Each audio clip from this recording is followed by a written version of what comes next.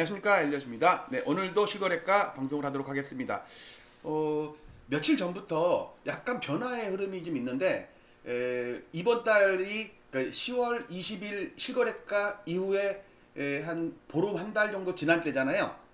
그런데 뭐랄까 거래되는 양상이 그전에 강남 3구가 꽤 많이 됐는데 최근에 완전히 줄어들었어요. 그리고 오히려 노도강, 금강구 이쪽 있잖아요.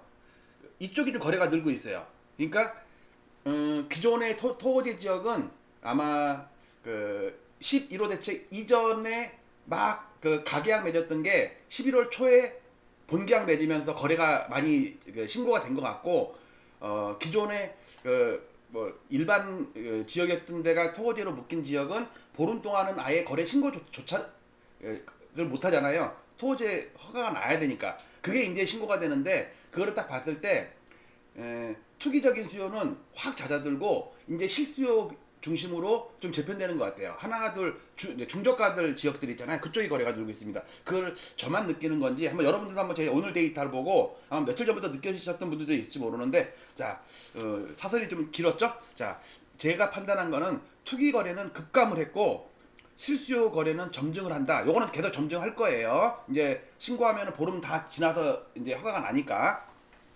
자, 그리고 여러분들 항상 설문조사 1번 토지 지역 이후, 그러니까 11월 이후 12월 1월 2월 이거 얘기하는 거예요. 앞으로 쭉 계속 상승한다. 아니면 2번 아니다, 이제 하락할 것이다. 3번 이딴 설문조사 좀 하지 마라. 자, 먼저 볼게요. 자, 요거는 매일 보는 거 제가 필요한 부분만 잘랐습니다. 올해만 들어서 1월부터 11월까지입니다. 요게 원데이터고 요거는 전일자 비교해서 증감을 표시한 거예요. 자, 전국적으로는요, 이번 달께 19,200건 신고됐고요. 서울은 600건 신고됐습니다. 지난달은 8,194건이고, 이거는 이제 거의 신고가 다 되는 것 같아요. 잘 보세요. 오늘 119건이 늘었는데, 10월 분이 35건이고, 이번 달께 81건이에요. 이거는 점점 줄고 있죠? 왜냐면 신고 상담 미리 다 신고했을 거 아니에요.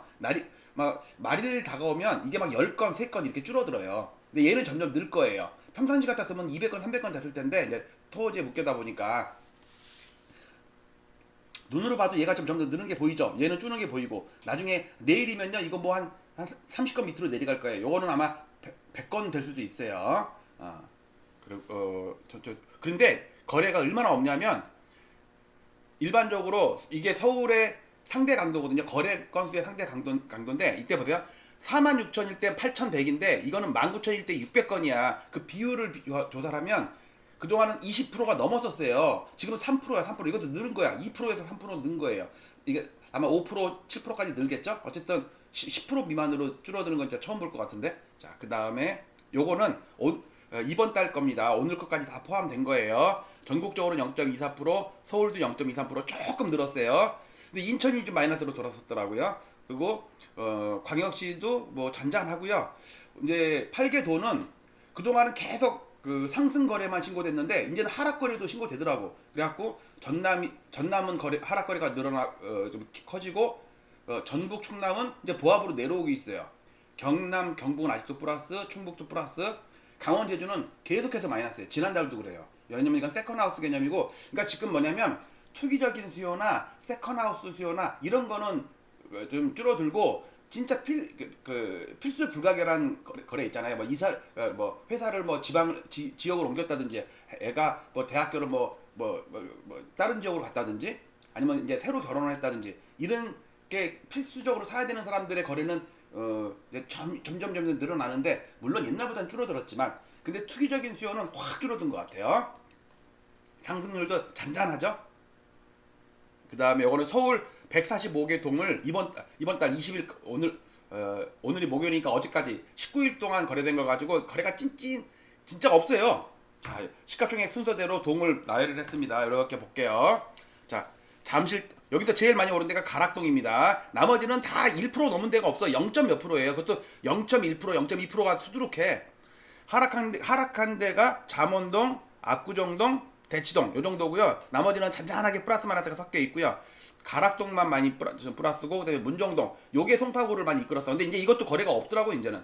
그 다음에 보면은 중간쯤에 보면은 방배동 마이너스, 자양동 마이너스, 명일동 마이너스, 암사동 마이너스. 나머지는 잔잔하게 플러스. 뒤로 가면 갈수록 이제 시가총액 작은 동네입니다. 145개 동이에요. 동별로 실거래가 지수 만든 사람은 우리나라에 저밖에 없습니다. 잔잔하죠? 플러스도 찔끔, 마이너스도 찔끔. 까꿍이래잖아요. 까톡. 와이프가 지금 어디 밖에 나가갖고 바람피나. 시흥동이 좀 플러스가 꽤 크네. 그 다음에 거래 없는 데도 많아요. 뒤로 가면 갈수록 세대수가 없고 단지수도 적으니까. 그리고 여기는 뭐 예를 들어 자곡동 아무리 3% 2% 올라봤자 전체 지수에는 영향이 미미해요. 그 단지로서는 등락이 심해도 세대수가 적으니까. 뒤로 쭉 가면 갈수록 뭐 마이너스도 좀 많이 섞여 있네요.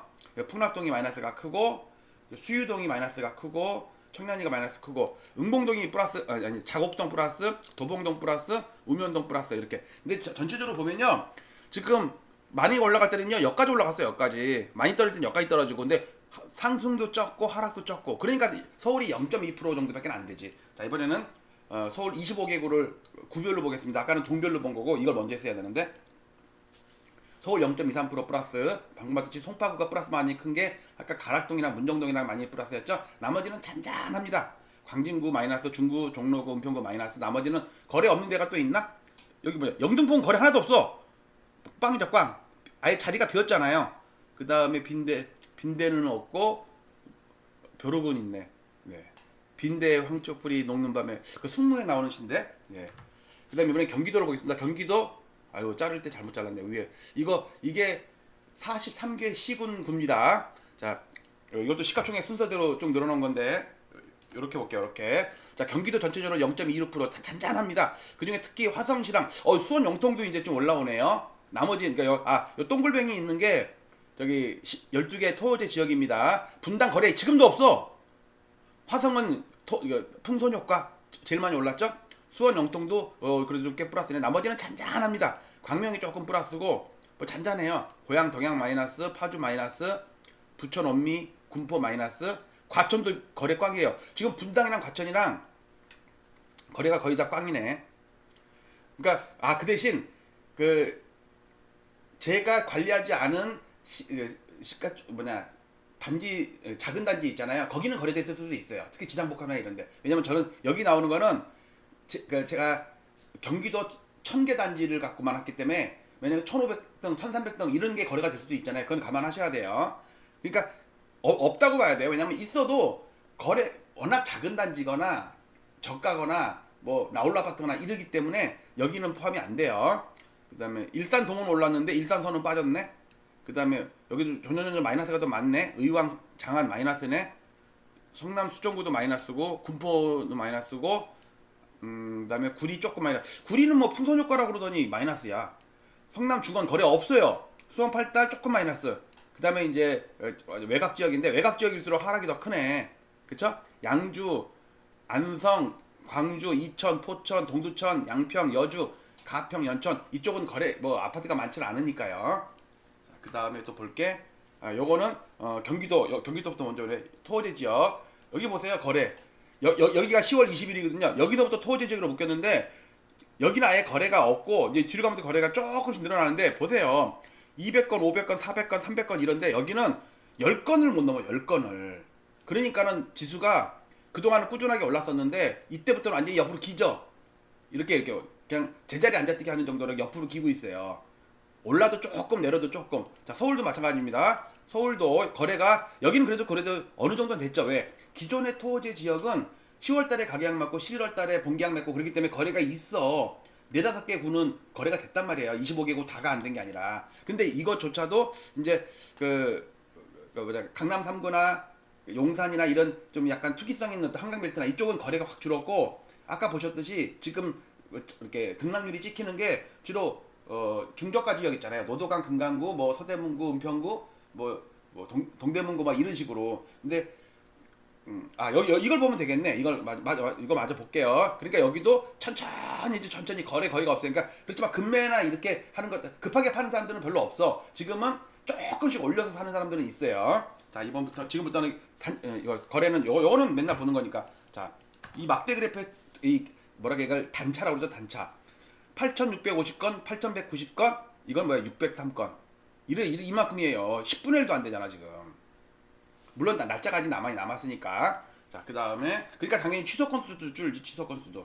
자, 이제 그 다음에 요거 여기서부터 그냥 점 찍힌 것만 보세요. 등락률 보지 마시고요. 강남구는 그래도 시가총액 큰 게 은마, 렉슬, 신현대, 구차 여긴 거래가 있네. 등락률이 있어요. 근데 보세요. 서초구 앞대가리 꽝이야.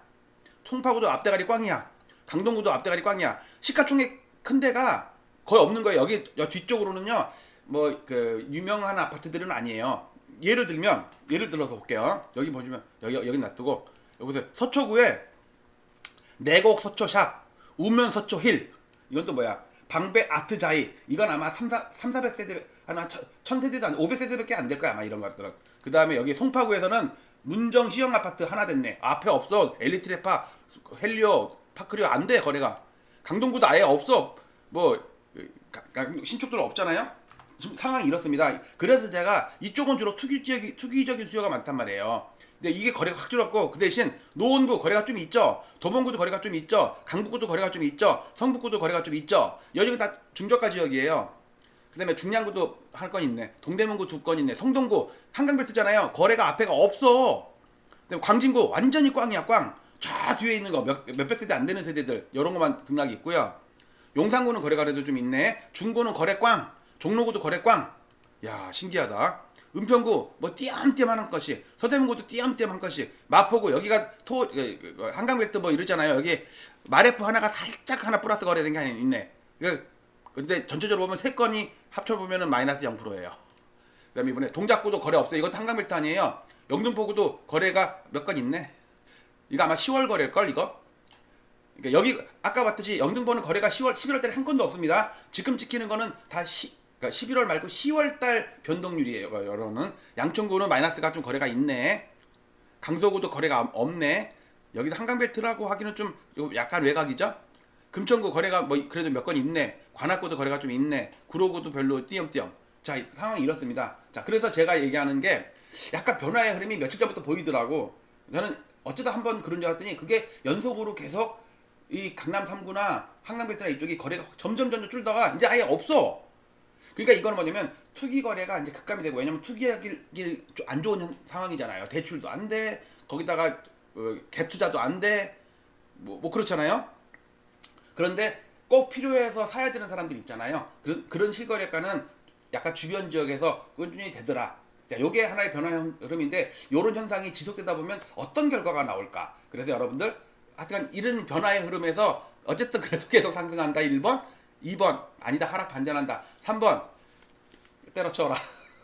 마치도록 할게요. 감사합니다.